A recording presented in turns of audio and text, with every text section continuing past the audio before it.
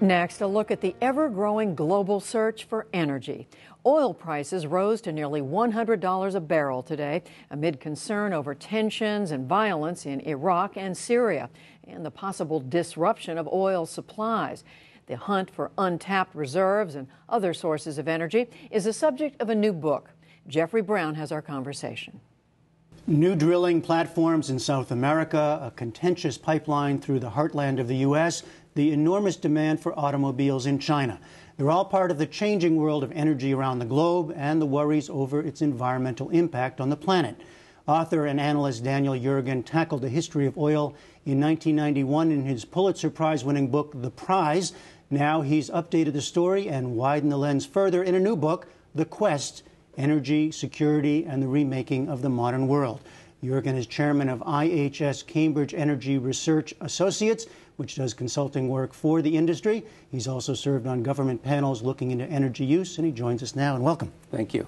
You wrote The Prize, Panoramic History of Oil, that brought us to the first Gulf War, and then, as you write here, a lot of things changed. Right, exactly. What are the most important changes? Well, first was the collapse of the Soviet Union, its disappearance, and the other major thing was the rise of China. China had just a couple of words almost in The Prize, and in The Quest, it's the only country that gets 2 chapters of its own. Now, one major question that remains from then to now is whether and how quickly the world is running out of oil, the so-called peak oil issue. Right. Now, you argue, and you've argued here on the program before, that such fears are exaggerated. Right. It's a very contentious, it's a very emotional question. It also goes in cycles. We've gone through about 5 cycles of this, and when prices are high and markets are tight, you get it more intense. But right now what we're seeing is an expansion of production in, of all places, the United States, in ways that were not expanded even a couple of years ago. Still doesn't mean there's a big challenge assuring energy for a world in which China and India become big players, but the notion that we're going to run out physically soon just doesn't seem to be borne out by the evidence. Is it a certainty, or just you're going on the explosion of what you see around the world? Well, it's the assessment of reserves and activity around the world, and you see things that no one expected North Dakota to be the 4th largest oil-producing state in the United States 5 years ago, and yet it is today.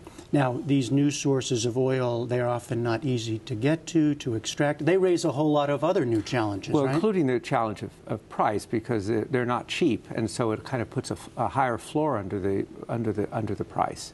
But in terms of the potential, well, witness the Gulf oil spill, right? I mean, all kinds of new things happen when you go to places that you formerly didn't go. Right, and that you didn't have the tools in place to deal with an accident of that scope. And yeah, you were operating at depths where nobody had ever tried to solve that type of problem before. So if people see an experience like that, why shouldn't they be wary or worried about the impact of searching out new sources of... Well, I think you do see that in terms of shale gas, which is now 30% of our natural gas production, and some people are very concerned about water, air, all of those issues. This is so-called fracking. The fracking, the famous fracking. Yeah. And I think the issue is that, the environmental issues have to be managed, and they have to be managed properly, and that means technology, that means best practices, and that's a requirement really for going forward and for public confidence. But you were on a government panel that advised going forward. We were charged by President Obama to look at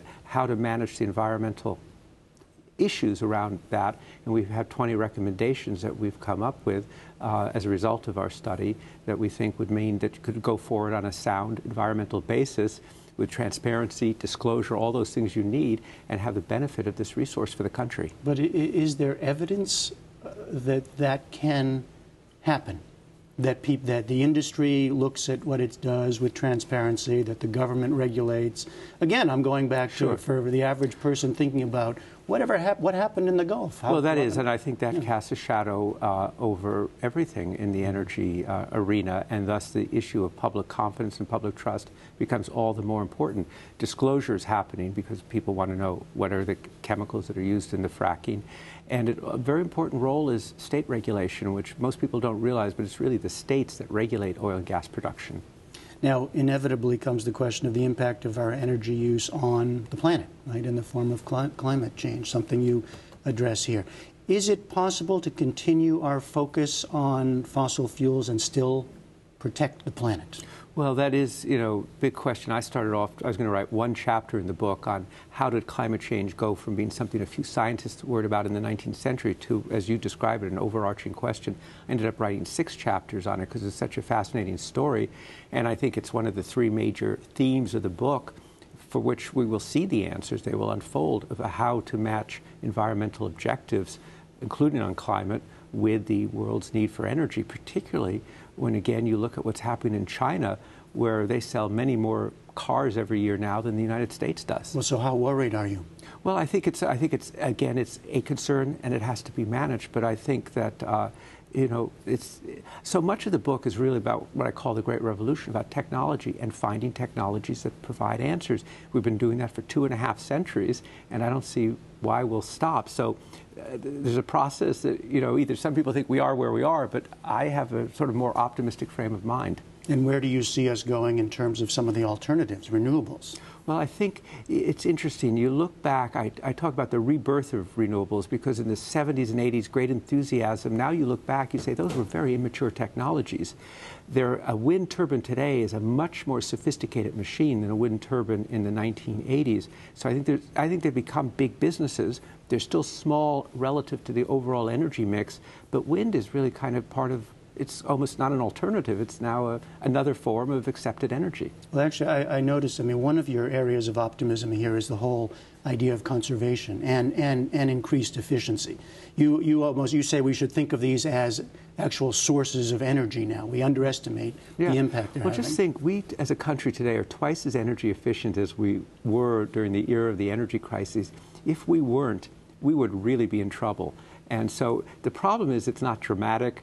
There's, as I quote a former European Union official saying, there's no red ribbon to cut. You don't get great photo opportunities, but it is a fundamental part of any sensible energy strategy. And we're implementing it. Our cars are going to get a lot more efficient. That counts for a lot. And one last thing here. I know the whole idea of energy independence, which we constantly hear from politicians, right?